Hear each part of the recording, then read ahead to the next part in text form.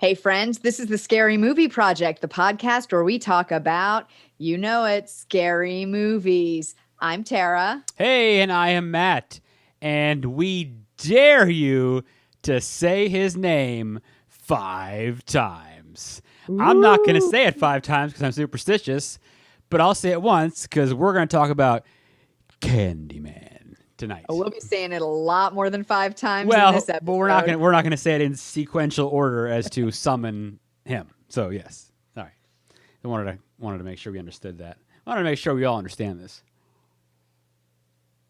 So, the first time I saw this movie, let me tell you about it. Please. This is actually, I believe, the first horror movie I ever saw. Ooh, wow. I was at a friend's house in 10th grade and we watched this movie, and I hated horror movies back then, y'all. We'll talk about it, but I hated horror movies when I was young. I was so scared of them. Shame. And so after we watched it, one of the guys went in the mirror and said, Candyman 5 times. I love it. And I walked out the front door of that house and refused to go back for 2 hours.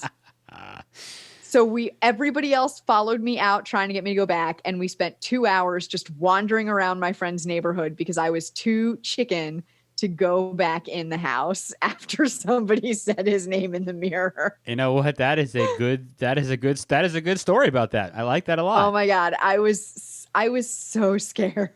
And I was just such a chicken. Oh. No, that's okay. And that's one of the things I love to hear great stories about movies like that. That's awesome. But now I love this movie. Oh, I absolutely adore this movie. Yep, it is great. Yeah, you love it too? I do. Good. I do. You know what I Good. do? And it's got there's a lot to like about it. And we can obviously talk about that later on. But there's just many different things involved in it that I really enjoy. Yeah, very much. All right, so shall we just go straight into it? Let's do. Please, let's. So, first let's talk about that opening with the bees. Oh my God. So basically, just the whole part about it, really, because you're talking about the incredible shot, which is just that overhead drone-like, shot that just is completely symmetrical as it follows downtown Chicago, and we see the credits roll, right? And that score, that music in this movie is, it's so good. So those shots, they were able to do those with a newish technology. I can't remember exactly what it was called. Yeah, 1992. They weren't using a drone. I don't know what they were using, but no, it was. I think it was done in a helicopter, but they were able to remove the shadow of the helicopter. Very nice. Which they hadn't been able to do before. That's so awesome. Pretty cool. Very cool. Yes. So first we go into the sort of the opening story, the urban legend reenactment. With the young woman who the bad boy comes to her house while she's babysitting. Yeah, right. And she makes him do the Candyman thing with her. Woo! And he only says it 4 times, and she says it the 5th time and gets horribly murdered. Oh yeah, the blood coming down from the ceiling is great. Well, the best part about this though is that it has the worst. The guy who plays the bad boy is like the worst option for a bad boy ever. I can't imagine how he got cast. Yeah, he was kind of just a nobody, right? Well, actually, at that time he may have been, but he was Ted Raimi, who was in Hercules and Xena Warrior Princess as Joxer. So he had a big part on both of those. And then he had a bunch of other like geek show roles and stuff. Okay. He's fantastic. Really? He's comedic. Like he's not this like bad boy. Right, but that role is just so short. I don't know, I guess it's okay. Yeah. Right? I guess it just made me laugh when I saw him. I was like, he's such a bad choice for this. So I never would have known. I mean, I feel like I've seen the character before, but the roles you're talking, I never had any clue he was in any of those shows, though. Okay, very cool. Yeah, that's the little geek connection there. Okay. Yeah, he is in both of those shows. And he also plays, he plays his own triplet brothers as well. So getting along, we get out of this and it's being told to Helen by a student at the university where she is a grad student. She and her friend Bernadette are getting freshman students to tell them their urban legends for their research into urban legendary. And they tell them the stories, and they're sort of, you can tell at the beginning they're sort of like getting a kick out of it. Oh yeah, they love them because they're all told. And she makes that comment when they're in the classroom about they just seem to keep getting younger because everyone they ask it seems to be like mid-20s. They're maybe a college age, and it's like these high school kids are almost telling them these stories at this point, right? Yeah. It's like they're all like they keep happening to younger and younger kids, and and so she that is until they start taking it seriously more when she's working late on their thesis, right? And that black lady, the cleaning lady comes in and tells her that, the Candyman story, but that he lives over in the project in Cabrini-Green. That's right. And so she brings her friend who's also a cleaning lady there in, and they tell her the story about a murder that happened, they say, in Cabrini-Green and was done by Candyman. She says, yeah, my friend knows all about it, and she brings her in there, and exactly. Yeah, so this is what of course the woman says, the woman at the end when she tells the story says, but I don't know nothing about it. Right, but I don't know nothing about it. Nobody really wants to talk about it. You did not hear this from me. You did not and hear we this keep from me. getting that in Cabrini-Green where people are like, I'm not talking about this to you. Yep. So I love this, though. She goes and she looks up the story of this murder of this woman in Cabrini-Green, and she's looking it up on microfiche, which is like so old school. Well, and for you youngsters who don't know what microfiche is, it's like they would put all these newspapers on these little tiny slides, and they could fit all this like text on one little slide, and you would have this machine where you would look down, it would be like magnified. I don't know. I can't explain it well, but just go look it up if you're a youngster. I don't know what that means. I've definitely used it in the past. Yeah. Oh yeah, absolutely. Oh yeah, definitely. I mean, we're old enough to have used it. I'm not sure every one of our 5 listeners is old enough to have used it. Possibly. Yeah, but I mean, that was, this was what? 1992. 92, I think. 92. So yeah. So after she looks this up, she's talking to Bernadette in her apartment, and they're talking about their study, and she tells Bernadette that she found out her apartment was originally built to be a project. Yep. Like Cabrini-Green. And so she shows her how, she tells her it's all, concrete under here. They just plastered over it. And she shows her how she can take the medicine cabinet off her wall. And there's nothing in between the back of her medicine cabinet and the back of the medicine cabinet on the other side for the neighbors. That's right. So, because in the story that she had been told by the cleaning ladies, he crawls through a hole in the wall to get to the woman's apartment and kill her. And so she's thinking this could be the hole that he used. Which, by the way, I think is an actual true story. And now we're talking about urban legend stuff, but I think there really was a story of, I don't know if it was actually in Cabrini-Green or somewhere else, where someone was murdered by somebody, I think literally climbing through like a medicine cabinet or something that wasn't put in right, and they were able to get into someone's apartment. I think that actually happened. That's so creepy. That's so terrible. Creepy. Yeah. But one thing this shows, and we'll talk about this more afterwards, but this shows really how they portray this difference in the lives of these upper class white people, and Bernadette, who is Black, but she's more upper class as well, and these poor Black people in the projects. But this kind of shows how underneath they're all the same. Sure. Right? The buildings are the same underneath. The people are the same underneath. Well, they're basically, it's just that gloss. And it's interesting if you look at, they're separated, by a highway. That's the, actual border they built so they could actually separate these people. And, the building might be the same, but look, she's up in a high rise too. She's looking down at them. They're just little things like that kind of point out how it's made to look like you're better than these people, Yeah, it's made to really show that attitude that white people had, and still some have towards Black people. Sure. And so they go they put the mirror back up, and they say Candyman in the mirror, And Bernadette stops after the first one. So only Helen does the fifth one, Right. of course. And then they giggle and they laugh and they think it's so funny. Of course. Because nobody shows up, of course. No. So they think it's hilarious. That's right. And then Helen wants to go to the projects and get more research on Candyman. So they can like make a better thesis.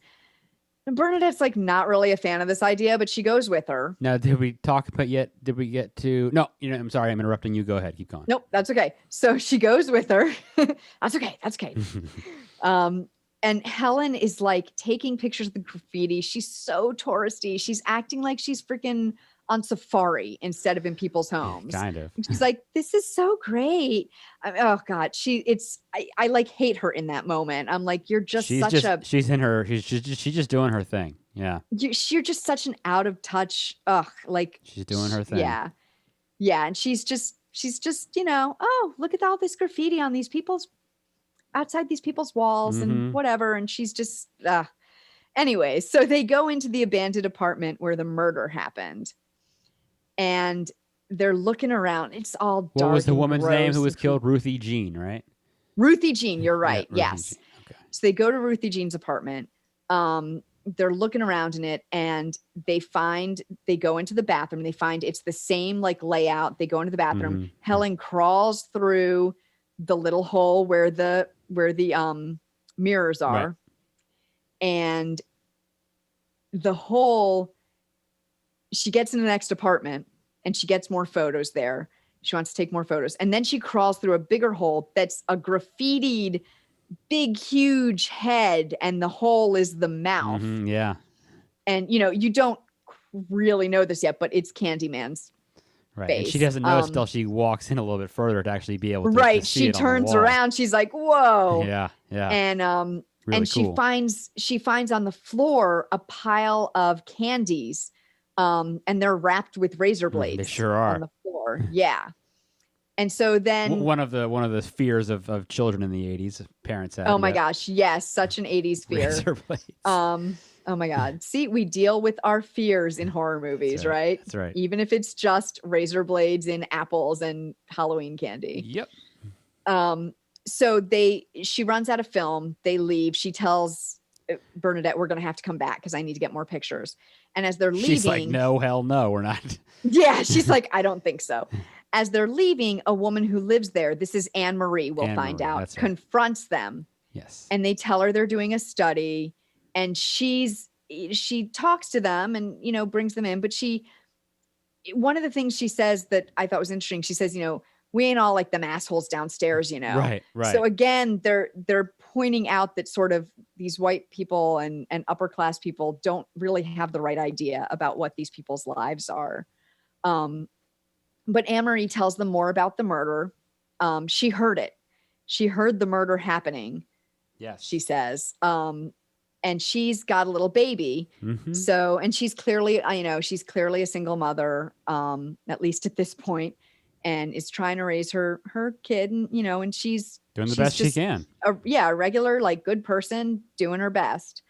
So then the next scene, we're at dinner, with a couple other professors and Helen and Bernadette and Helen's husband. Her husband, by the way, we've already met him briefly.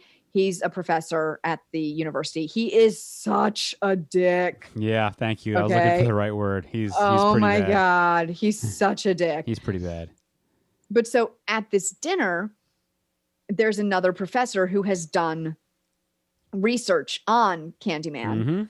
And Helen, sort of baldly says, well, we're going to blow you out of the water. Right. And he's like, oh, so do you know? He's British, by the way. He's a bit of a... He's pretty snooty, too. Yeah, he says, so do you know the original story? And they're sort of like, what? And he tells them. Yeah.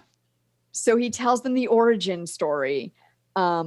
A young, well-to-do black man who is either the son or the grandson, I can't remember which, of a freed slave. Son of a slave, I'm pretty sure. Okay, of a freed slave. And his father, once freed, did really well. So he's well-to-do. He's got money. He's an artist now for other upper-class people. And he paints a portrait of this young white girl, and they fall in love.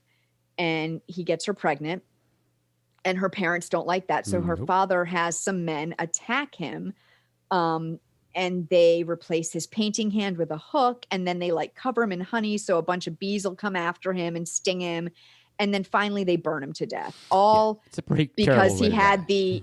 because he had the audacity to fall in love with a white woman, That's which right. we know, unfortunately, things like that happened back then. So this is, And of course, this all happened on the site where Cabrini-Green was built. and this all happened where Cabrini-Green was built. So we learn that story, and you see Helen like is obviously very affected by this story. So I think she's already starting to get a little pulled in more of a real way, rather than just the like sort of laughing at these silly urban legends. So she goes back to Cabrini-Green, and this time she meets this little boy, Jake, who, oh my God, that kid is so I love cute. that kid. And he's good. He's a good little actor. He's good. I love him. Okay, we love Jake, guys. We love Jake. He's so great. cute. Oh, so she talks to him, and at first he thinks she's a cop, and he's nervous to talk to her. She assures him she's not a cop. And there's this scene where she first meets him. They're like sitting on the edge of like where there's an open wall, and it's like grating. The grating is so perfect. That lighting, you guys, check that lighting out in that scene. And it's cool, interesting thing you're talking about when they're inside like the hallway, right? Yeah, when they're in the hallway. So they used to have these open galleries at Cabrini-Green. I don't know why I've researched so much about this, but I have. And they used to have these why.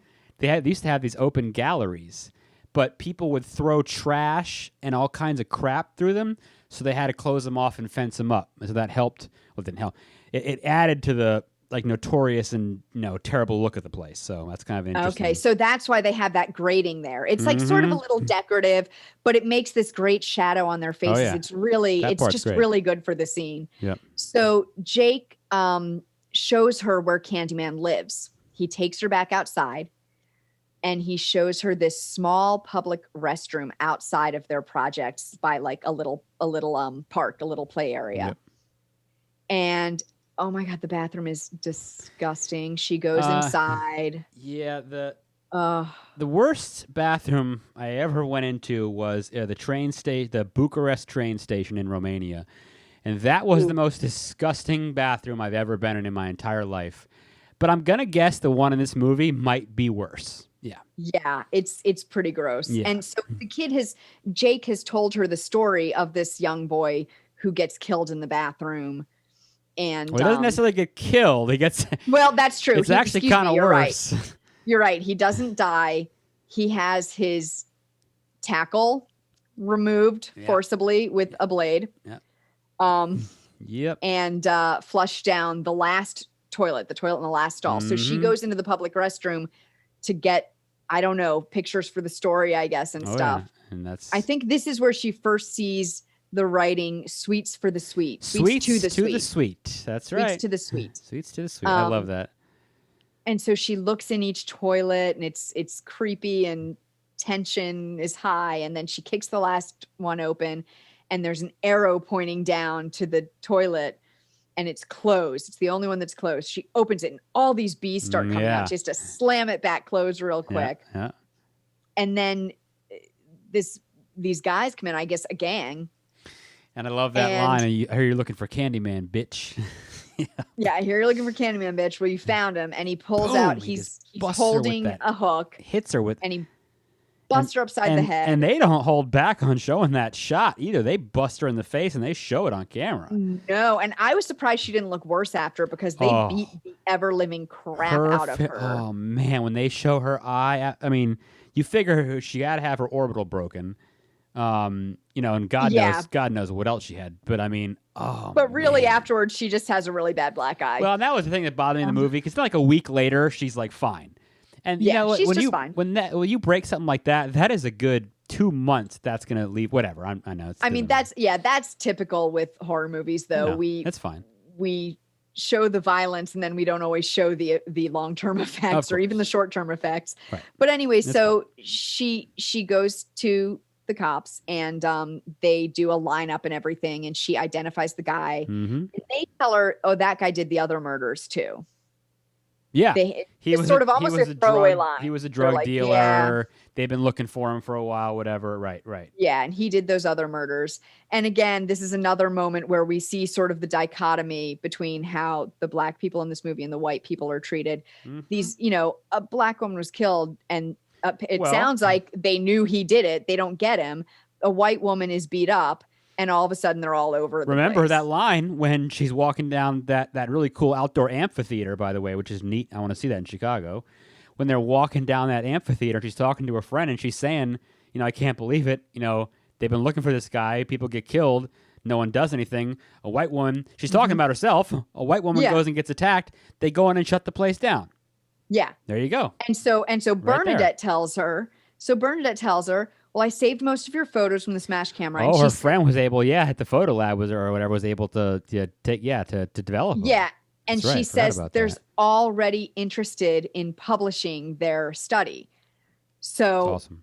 And that's when she says, of course, there's interest when a white woman is attacked, but apparently there wasn't much when a black woman was killed. That's right. So then Bernadette leaves, and Helen is in the garage. She's going to her car.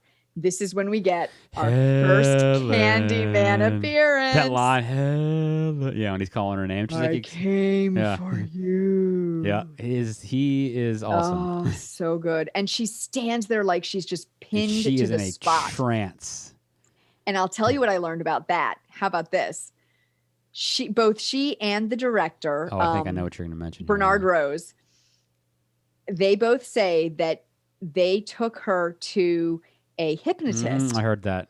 Yeah. And had him hypnotize her and give Isn't that crazy? The director, Bernard Rose, a key word that he could use to make her go back into that state. And that's what they did like every time she has that zombified look in her eyes and that zoned out thing. I love it. When she's with Candyman, because they decided that would be more like realistic than screaming, especially because he's this sort of seductive bad guy. He's supernatural.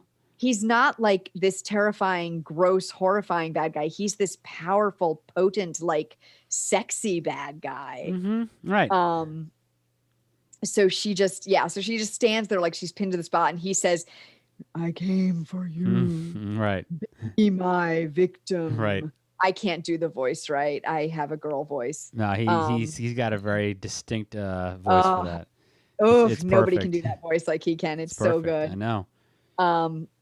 So Helen wakes up covered in blood in Anne Marie's bathroom. Yeah, crazy, and she right? opens the door, and Anne Marie's dog. She has a beautiful Rottweiler, and not anymore. The dog's head is just outside the bathroom door in a pile of blood. Oh yeah. I mean, a pile of blood in a pool of blood. And Anne Marie is screaming over her baby's playpen. Her baby's empty playpen. So blood everywhere, no baby. Right. Helen, of course, saw the knife next to the dog's head and picks it up because she's like freaking out and doesn't know what's going on. She picks up the knife. So of course the police show up, and she's standing there with a knife in her hand. All bloody with a knife in her hand, white woman standing there. Yeah, right. Yeah, with poor Anne Marie behind her screaming her bloody lungs out. It really doesn't look good. It does not look good. So they arrest her, which as well they should. Yeah. From what they've seen. Yeah. So at the station, they're questioning her and everything, and finally she gets permission to make a call. Right. She calls her husband, and he's not there at 3 a.m. Yeah, exactly. People. That's a little odd. He's not there at 3 a.m. Yep. I told you this guy's a dick. Oh yeah. So when she gets back home, she pulls out all the photos and she looks at them in a projector. And there's one that shows her. So yeah, he does show up and he bails her out eventually. Yes, right. Oh yeah, he does bail her out. Yeah, he does come and get her. So yeah, he does come and get her, but it's like the next morning. Right. So when they get home, she's looking at the photos on a projector, and one of them shows her taking a picture in the mirror, and Candyman is behind her. It's the one you remember she had when they were standing there. The two of them were taking photos. Yep. And she plays with this. She changes the focus in him a little bit, and you're not sure what you're seeing at first. And then it's like a 30-second, minute-long scene, and then finally Yeah. she hits He the gets focus clearer, just right, and clearer. you see him standing right behind her, and you're like, oh, damn. Ugh. Yeah. That was great. So she goes to the bathroom, and she's like kind of freaking out. And she opens the medicine cabinet, like, I don't know, to get something. And a hook just reaches through. That's a good scare. And Candyman is back, right? He comes after her. He hits her with his hook or something. He like gets it behind her neck. He sticks in the back of her neck. Yeah. And so she passes out, and he kills Bernadette because Bernadette has just come to see her. She's coming. She's like knocking on the door, and then she finally hears her. And so she comes in, and he kills Bernadette. So now, of course, what does it look like? It looks like she killed her best friend. Yeah. So serial killer. So this time, instead of jail, they put her in a mental hospital. Yeah. Well, that's the thing is, I mean, you look at it from that perspective, and what else, if you knew someone that did that, you'd probably think the worst also. So. Well, and she keeps trying to say Candyman's doing it. It's him, and he's here, and he did it. Well, and then she's in the mental hospital.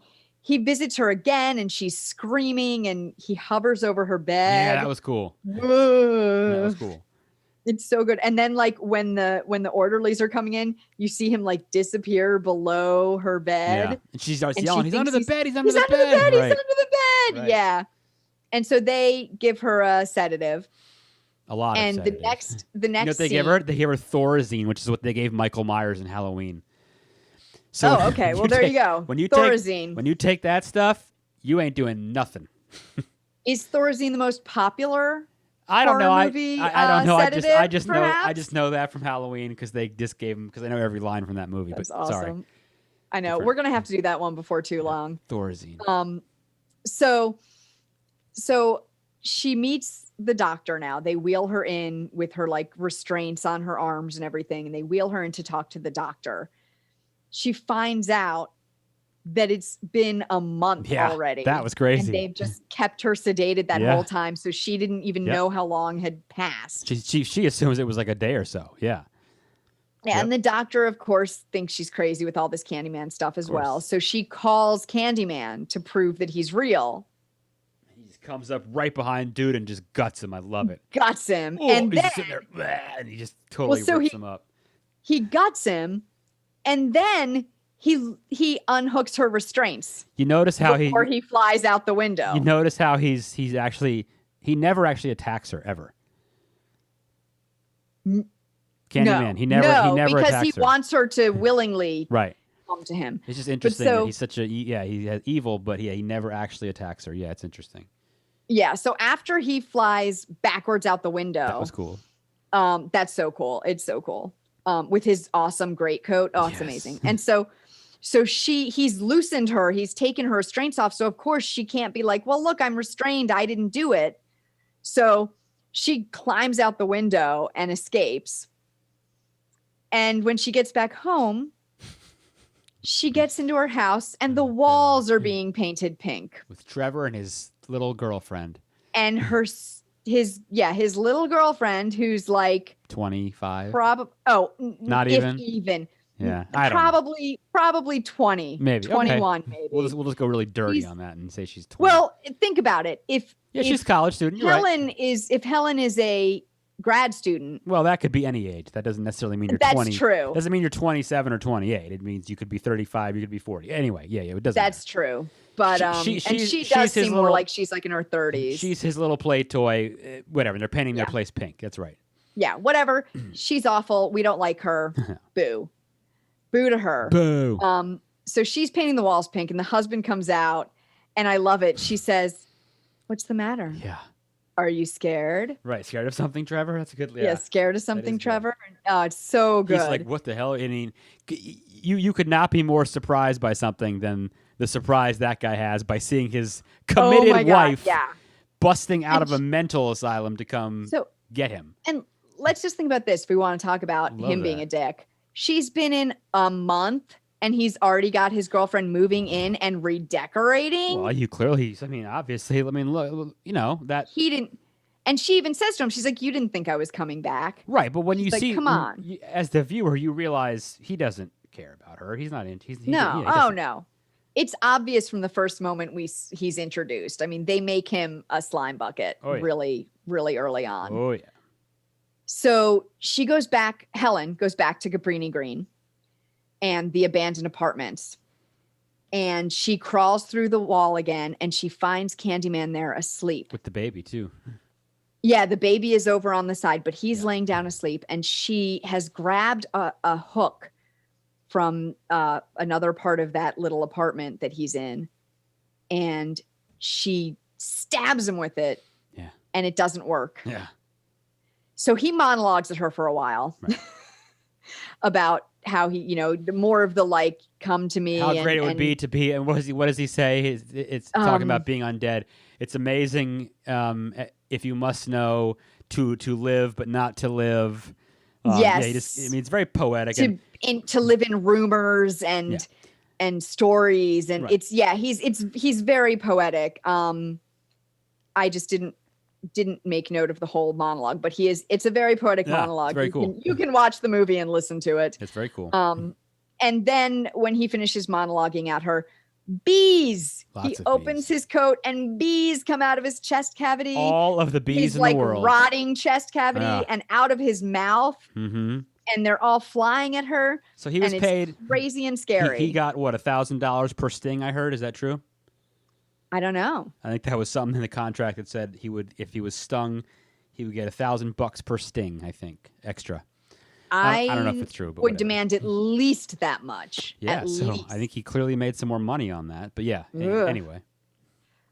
So then the next scene, she wakes up on the altar. He's laid her onto, and she finds that he's written, "It was always you, Helen," on the wall. That's right. And the woman in the mural looks like her. That's right. So the woman from the story of how he became Candyman, the woman who he fell in love with. She's the white she-devil. She is the woman. Yeah, she is the woman who he fell in love with. Yeah, that's right. Or at least looks just like her. Yes, that's right. So she goes outside and she hears crying. And there's this bonfire in the middle of the courtyard that Jake has told her about earlier in the movie, that they're building a bonfire for the party, to have a big bonfire party. Yeah, for a party. I love a good bonfire, by the way. Yeah. Oh, yeah. So she hears the stolen baby inside, and she crawls inside to try and get the baby. And while she's trying to get the baby, she's still got the hook, and she's like using it to pull things aside. Yep. And Jake sees the hook and tells everyone Candyman's in the bonfire. Yep. So they come and they pour gas all over it and they light that shit up. Light that sucker up. They light it up. And so she's stuck inside with the baby. Yeah. And Candyman appears, and Helen tries to get away from him with the baby, and she can't. And she finally does. She crawls out without Candyman. She Hair's gets away. on fire. She crawls out. Her head's on fire. Her back's on fire. Her arms are on fire. She's got the baby. She gets out just far enough to give him back to his mom. Anne Marie's there. Candyman is destroyed. She'd have given up hope that she'd ever see her kid again. Yeah. Yeah. So she gives her back and she dies. Mm-hmm. And then we're at Helen's funeral, and there's like nobody there. It's really sad. That was really sad. But you know what? I mean, you think about what happened to her in those last month or so. Yeah. You'd wonder. I mean, you can't say if you would go for someone, but you do definitely wonder about what kind of situation, who would show up. You know what I'm saying? Sure. I mean, people think she did it. So, right. Why would they? So all that's there is like her husband, his girlfriend, and a couple other people. Yep. And then the people from Cabrini-Green show up. They all show up. And they process up to the grave. Yeah. And Jake is at their front, and he throws a hook onto the casket. Yep. And that's just such a moment, man, because one, it's like they're honoring her, but at the same time, it's like they're accusing her. Mm-hmm. Like it's both. And almost like they're claiming her. Yeah. She's like a martyr. They're claiming her with Candyman. Yeah.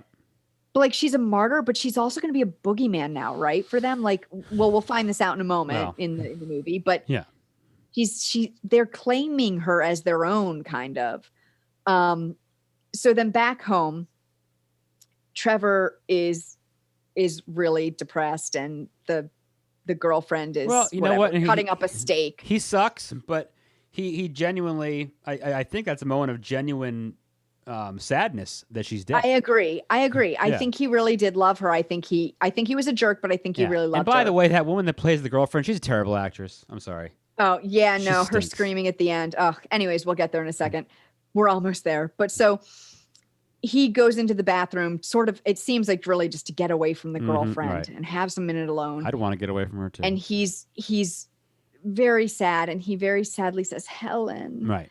And then he says it 5 times. You're not even thinking about it, but yeah, right. No, but he's saying it like, oh, Helen, Helen, Helen. Like, you know, he's missing her. He's calling out to her. But as the audience, you're not sitting there counting the times like, oh man, right. I mean, I was, but yeah, I don't know. I don't think I've seen it before, so maybe that's why I was. Fair enough. But so then, boom, she shows up. Mm-hmm. He turns the light off. He turns the light off, right? First, doesn't he? I think. Yeah. Yeah, I think so. He's about to leave. He turns the light off. She's there, and again, she says, "What's the matter? Afraid of something? Scared of something, right?" And she just hooks him. And you see, she doesn't have good and bad. She's holding the hook because Candyman, remember, his hand was the hook, but she's just holding it in her hand. Yeah, she just holds it. She hooks the crap out of him. Yep, guts. And the young girlfriend comes in and finds him and does her stupid scream. He's just sitting there, dead as could be, sitting in the bathtub, right? Right. Yeah, he's just dead, fallen into the bathtub. So dead. And she, of course, is still holding the knife that she was cutting the steak with. So it's pretty clear that she's going to get framed for this. That's right. So it's like a vicious cycle here. Yeah. So is Helen going to become the patron saint of women scorned? Maybe. So that's the thing. Yeah, we don't know, right? Yeah. We don't know. I mean, but she's definitely become part of the mythos lore now. Yes. I think. So that is the end of the movie. It's a good one. So, yeah, I mean, we've already talked a little bit about this, but I think this movie is actually a pretty interesting look at white people's sort of irrational, well, not even sort of, totally irrational fear of Black people. We write horror movies about the things that our humans are afraid of, and I think that's to me, that is the deepest. That is what the fear in this movie is white people's stupid fear of Black people. Mm-hmm. And it's interesting, especially because Bernard Rose, the director and writer of it, based on the book Forbidden by Clive Barker, but the writer-director is British. Yep. So he's looking at it from this sort of outside the bubble, mm-hmm. which I think let him do a bit more of an objective telling of the tale. Yep, I think so. But at the same time, there were some parts that were a little like off, I think, if you're from the US, where you're like, that's a little stereotyping. Yeah, but it's because I think he hasn't lived it. Right. It's interesting to see a different look at it, I think, yeah. Yeah, but it's a really, I think it's a very interesting take on racism. Yeah, I think it's there. So you've got the short story by Clive Barker called The Forbidden, right? Mm-hmm. Right. And that is the basis of this film. And it's pretty much, I don't want to say it's everything, but it really is. The story is there. The groundwork is there. The characters are there. It's just a different setting. Like you said, I'm not going to ruin that because if you go read it. It's only like 25 pages. It's very short. Well, the thing that I think we can say is that it is not about white people and Black people. But it is in London. Yes, so but it is class, and that setting. It's class. And I think in England that is more of an issue, is class. Definitely, yeah. Whereas in America, our issue is racism. Right. So you've got that going on. So yeah, they go and they set it in Cabrini-Green. So like I said, I've read a lot of stuff, and that's always been an interesting story to me. Just the whole idea of that place that was supposed to be this great haven of affordable housing for so many people, and a lot of it went wrong, but a lot of it is also your viewpoint and what you've been told about it. There's a lot of misinformation about it. There's not a lot of truth with it. Sadly, I've never been to Chicago, which sucks. But also, because Cabrini-Green is torn down. The high rises are gone. They got rid of it finally. It was notoriously bad. And as bad as it was, though, and it's portrayed that they actually shot the movie there, and which was risky. And no one died, thankfully. They went in. I mean, that is all in that building. That is all really happening there. They really did all that stuff.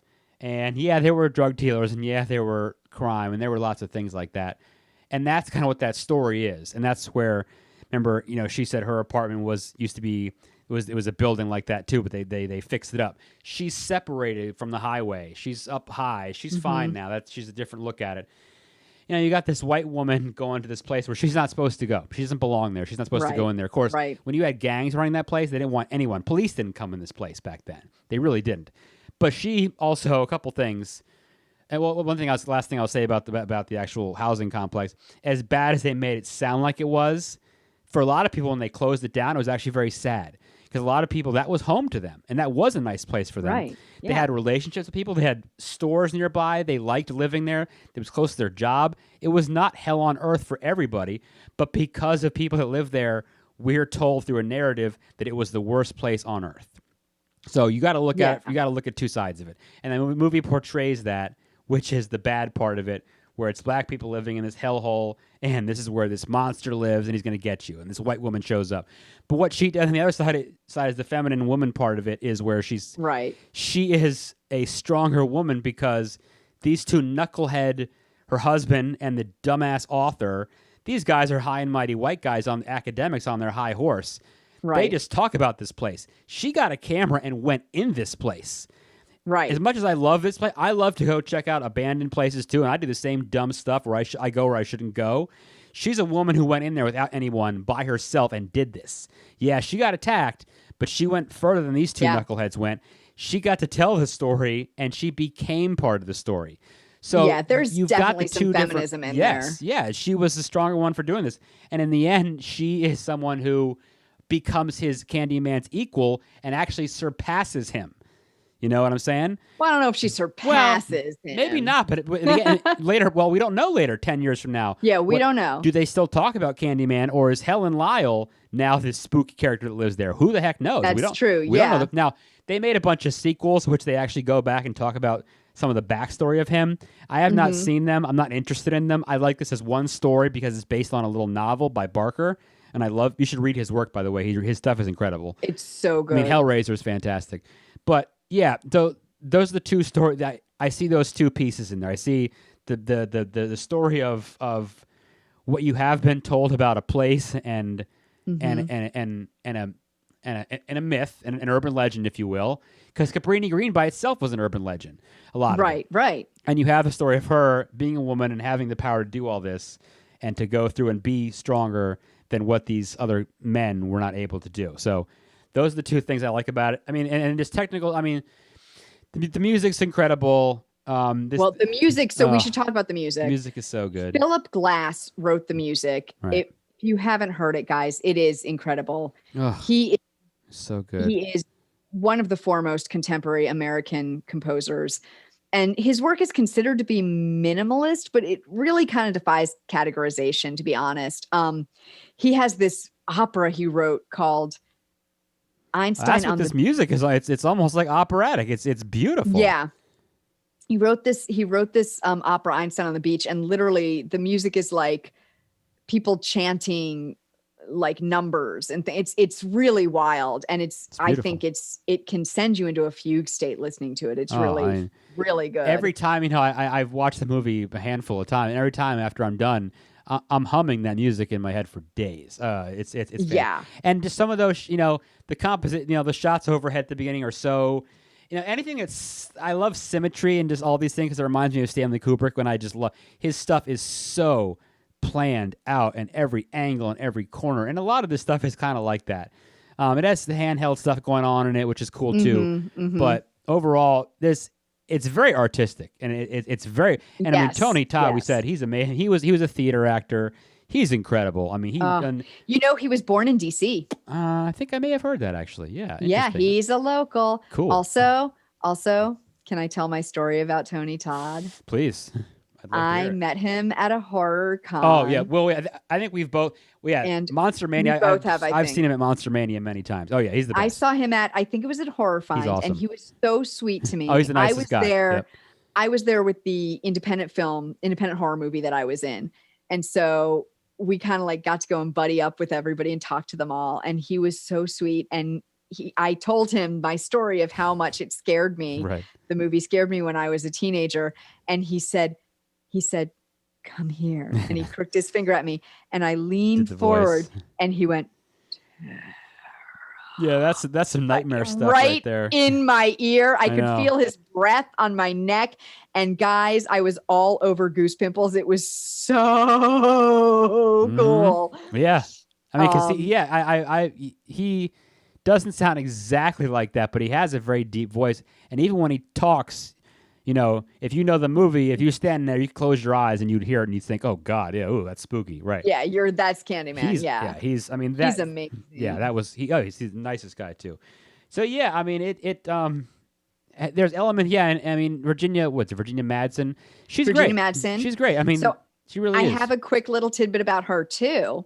Okay. I have a little nerd connection here for anyone who loves Dune, especially David Lynch's version of Dune. Crazy David Lynch. Yes, awesome David Lynch. Sometimes. She plays Princess Irulan. Huh. And I was going to ask what else. I don't really remember her from anything else, to be honest with you, than this. I know she's in lots of movies, but yeah, she's been in a lot of stuff. I remember her also from this this drama, sort of dramedy Sideways, about like poor people in wine country. Heard of the movie. She was actually very different kind of thing. Yeah, I feel like she was supposed to come to a Monster Mania once that I missed. I would love to meet her. Actually, that'd be great. Yeah. Anyway, so one thing we'll just plug real quick, and I'll point this out because this is what they call a teaser. As we know, or as you may not know, the new Candyman remake was supposed to be released in June, but reasons have prevented that. So I think it's going to be in September now, I've heard. So one thing that's very cool, if you watch the trailer, you will probably recognize now that I mentioned this. So like I said, they tore down the high-rises, Cabrini-Green, but the row houses are still there in Chicago, and they shot a lot of the film there. And so in the trailer, you can see a lot of the cuts and a lot of the scenes show the row houses. So they still are in the same location, which is very cool.